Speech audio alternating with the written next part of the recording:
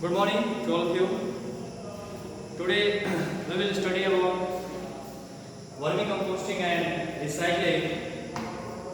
आज हम लोग साइंस में वर्मीकम्पोस्टिंग के बारे में पढ़ेंगे और साथ ही साथ रिसाइकलिंग के बारे में हम लोग पढ़ाई करेंगे। ठीक है, तो देखिए इसमें कहता है वर्मीकम्पोस्टिंग।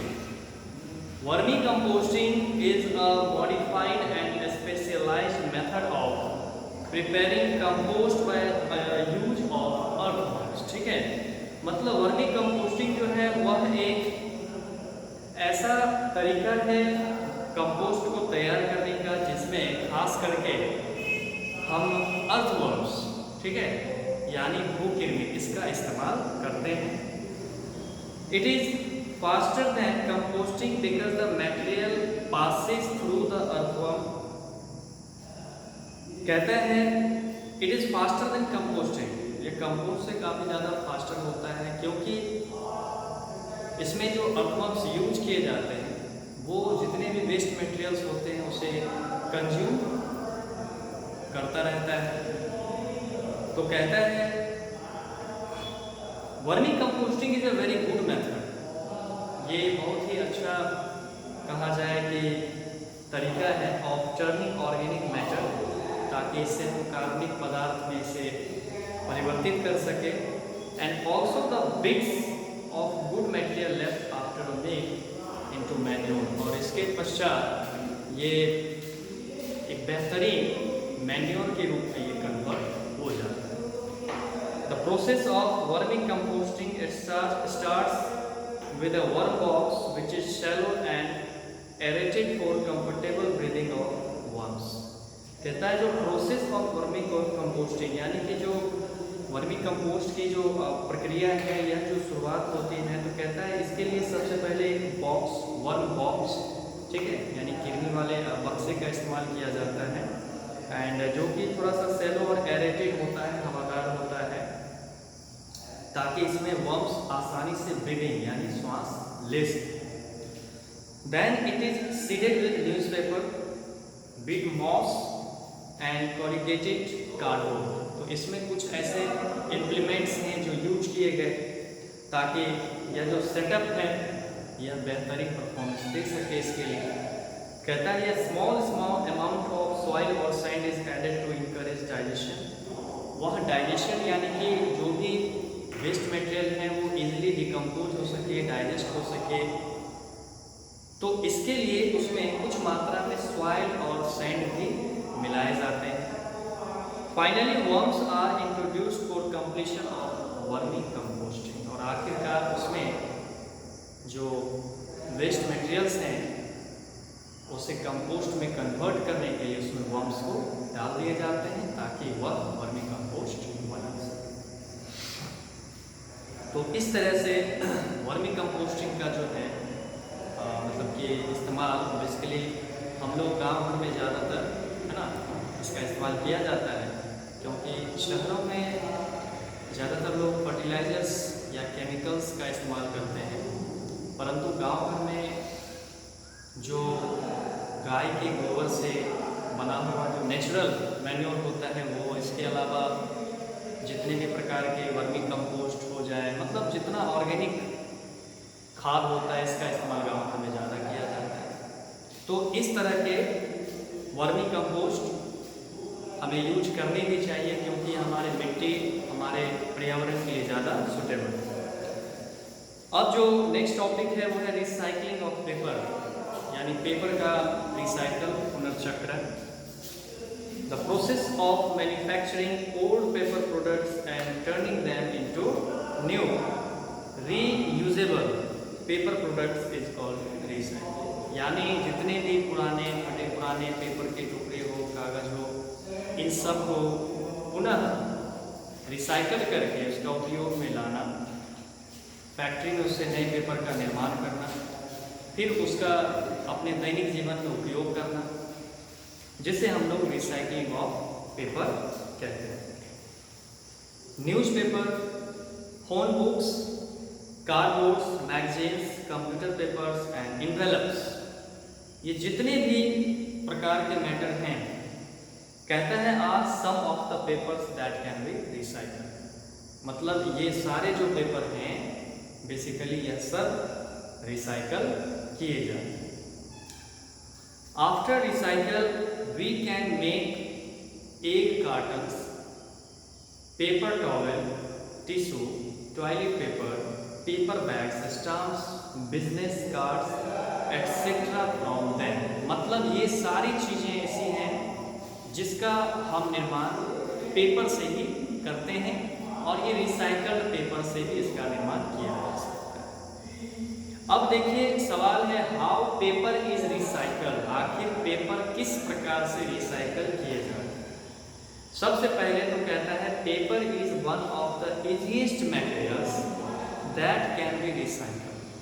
पेपर जो सबसे आसान, सबसे सरल ऐसा पदार्थ जिसको आसानी से रिसाइकल कर सकते हैं। तो इसके कुछ वेरियस स्टेप्स हैं जो कि पेपर रिसाइकलिंग में यूज किए जाते हैं। तो देखिए क्या क्या स्टेप हैं। कहता है first of all the waste papers are collected. जितने भी वेस्ट पेपर हैं सबको पहले इकट्ठा किया जाता है, जमा किया जाता है।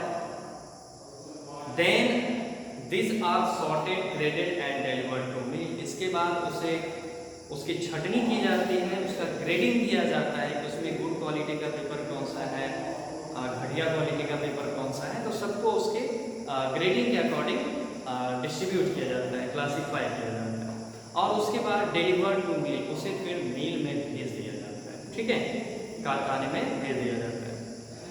अब यहाँ जो है waste paper is added to water and turn into pulp at paper mill. Paper mill में उसे कागज को पानी में भिगोया जाता है और उसके बाद इससे पतला सा वो जो होता है एक लेप तैयार किया जाता है जिसे हम पल्प कहते हैं। इसे अंडरलाइन कर रहे हैं। Then this pulp is screened, cleaned and deinked through a number of processes until it becomes suitable for paper making। इसके पश्चात इस पल्प को स्क्रीनिंग किया जाता है, उसको पतले से सीट में कन्वर्ट किया जाता है, उसे ड्राई किया जाता है, उसमें लाइनिंग किया जाता है और जिस तरह का पेपर हमें चाहिए उस तरह के लाइनिंग्स करके और उसके बाद फाइनली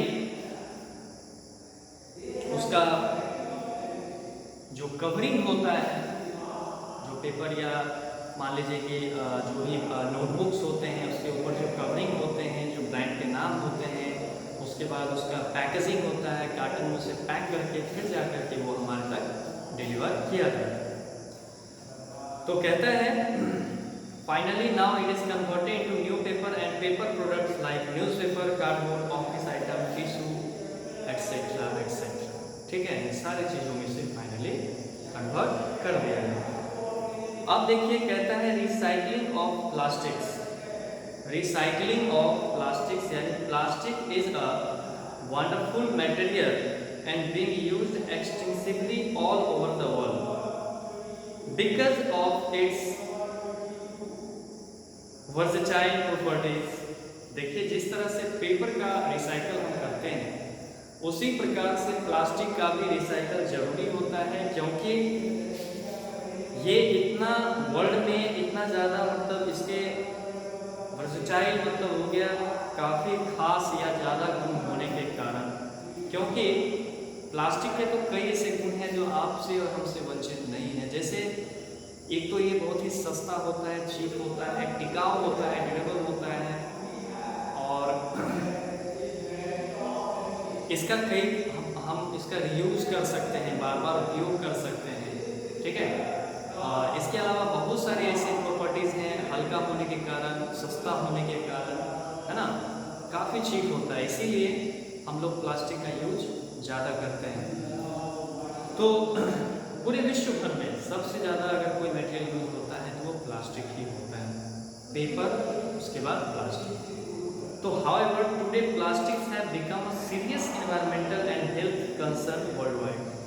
आज पूरे विश्व भर में अगर सबसे बड़ा कोई मुद्दा है, सबसे बड़ा कोई इशू है तो वह है प्लास्टिक से होने वाली परेशानियां, प्लास्टिक से होने वाले कठिनाइयाँ। ठीक है, कई ज़्यादा सीरियस एनवायरमेंटल इश्यूज क्रिएट होते हैं प्लास्टिक के कारण।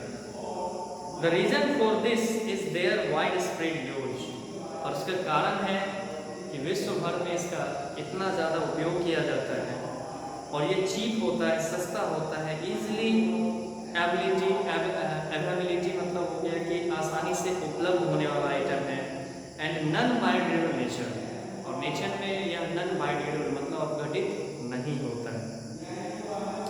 कहता है plastic carry bags and bottles are carelessly discarded after single use most of the time. जो भी प्लास्टिक कैरी बैग्स होते हैं, बॉटल्स होते हैं, उसे हम काफ़ी लापरवाही के साथ उसे डिस्कार्ड कर देते हैं, उसका एक ही बार यूज करते हैं, उसे फिर हम फेंक देते हैं, इसका फिर हम दोबारा यूज नहीं करते। तो this and up either on land और इन ड्रेन्स, और ये जो है यूज करने के बाद हम या तो उसे कहीं खाली ज़मीन पर फेंक देते हैं या फिर वो नदी नाले में चला जाता है, और नाले में जा कर के जब वो ब्लॉक या कहीं अटक जाता है तो इससे पानी के बहाव में भी दिक्कतें आने शुरू हो जाती हैं, और फाइनली जो है ड्रेन्स काफ़ी भर जाता है, और वही गंदा पानी फिर हमारे मोहल्ले में, हमारे घर में प्रवेश करने लगता है, जो काफ़ी बीमारियों का कारण है। कहता है since plastics are waterproof materials they choke and drains by blocking the flow of water in them, जो बातें मैंने अभी आपसे कही।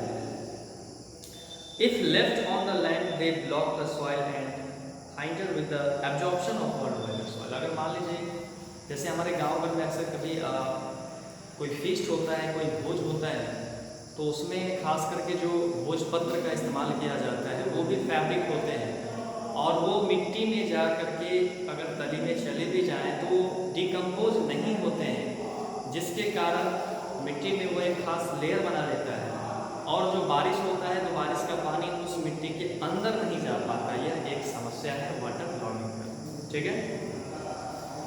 कहता है people commonly throw away the consume food in plastic bags in open area, अक्सर लोग इसे खुले क्षेत्रों में फेंक दिया करते हैं। These are eaten by stray cow या बफेलो, अक्सर जो है गली मोहल्ले में जो डुक्कर में जो चरने वाली गाय हैं, जो जीव जंतु हैं, वे उन्हें खा लेते हैं, और उनके स्टमक में जाकर के वो प्लास्टिक की थैली चौक कर जाती है, अटक जाती है, और ये उनके मरने का सबसे बड़ा कारण होता है। Recycle and colour plastic bags contain poisonous dye, इसमें जो होते हैं, जो रंगीन पॉलीथीन होते हैं, उसमें काफ़ी खतरनाक जहरीले जो कलर चढ़े होते हैं वो काफ़ी रासायनिक रूप से खतरनाक माने जाते हैं। तो if food products are stored in that, this start reacting with the food and are absorbed by them, तो जब उसमें कोई भी फूड आइटम्स को हम रखते हैं तो वह उससे प्रतिक्रिया करने लगता है, और यह हमारे खाद्य पदार्थ के लिए अच्छा नहीं है। Burning plastics for disposal is not a good idea as they give out harmful gases and toxic fumes which can cause many health problems and pollution to.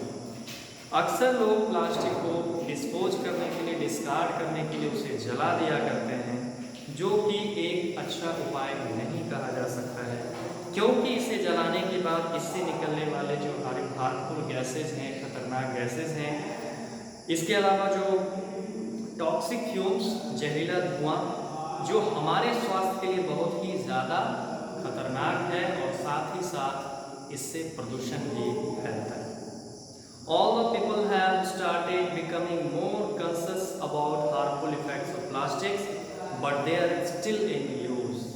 हालांकि इस समाज के लोगों को यह तो जरूर अवश्य जानकारी है इस बात की कि प्लास्टिक का कितना खतरनाक प्रभाव हमारे ऊपर पड़ सकता है, परंतु इसके बावजूद भी धड़ल्ले से आज प्लास्टिक्स बाजारों में उपलब्ध हैं, इसका उपयोग हो रहा है। कहता है about 60 to 80% of the plastic waste is collected through rag pickers, तकरीबन 60-80% तक प्लास्टिक वेस्ट जो होते हैं वह कचरा चुनने वाले उसे इकट्ठा करते हैं, और कहता है वेस्ट कलेक्टर्स, स्क्रैप डीलर्स यानी कबाड़ी वाला, and sent to recycling units. सोचिए कि 60 से 80% प्लास्टिक वेस्ट जो है वह इन लोगों के द्वारा कलेक्ट करके पुनः रिसाइकलिंग के लिए भेज दिया जाता है। कहता है बट द रिमेनिंग 30 to 40%, लेकिन 30 से जो 40% बच जाता है वह आखिर कहाँ जाएगा? तो कहता है दैट रिमेन्स कहता है littered around in open drains, barren lands, garbage dumps etcetera, मतलब ये इन सारी जगहों पर जाके फैल जाते हैं। तो कहता है इस बैरन लैंड्स, गार्बेज डंप्स में जब ये जाएगा तो यह तो एक बहुत ही खतरनाक इशू या बहुत ही ये कहा जाए हमारे प्रकृति के लिए अच्छा बिल्कुल नहीं होगा। और कहता है still a major cause of concern for the government as it's more than enough to cause environmental pollution, जिसके कारण हमारा प्रकृति इतना ज़्यादा प्रदूषित होता जा रहा है। The government of India has imposed a ban on use of non biodegradable plastic carry bags but it is still not been implemented satisfactorily, मतलब भारत सरकार ने तो भारत में हर राज्यों में लगभग प्लास्टिक को बैन कर ही दिया है, परंतु आज भी आप बाज़ारों में देख सकते हैं कि प्लास्टिक काफ़ी दुगनी रफ्तार से यूज किए जाते हैं और वो भी काफ़ी मोटे प्लास्टिक्स का भी यूज होता है, ऐसा नहीं है। और सरकार ने इन चीज़ों पर बैन तो लगाया परंतु यह संतुष्टप्रद नहीं है, संतोषप्रद नहीं है। तो इसके लिए गवर्नमेंट को कोई अच्छा एक्शन लेना पड़ेगा, कोई ठोस एक्शन लेना पड़ेगा ताकि प्लास्टिक्स बैन हो सके। और इसके कुछ हमें ऑप्शंस भी ढूंढने पड़ेंगे, ठीक है। तो कल हम लोग पढ़ेंगे recycling of metals and glass, और कल हम लोग का ये लेसन भी समाप्त हो जाएगा। आज के लिए आप लोग इतना ही आप स्टडी करें, नोट्स तैयार करें अच्छे से, ठीक है।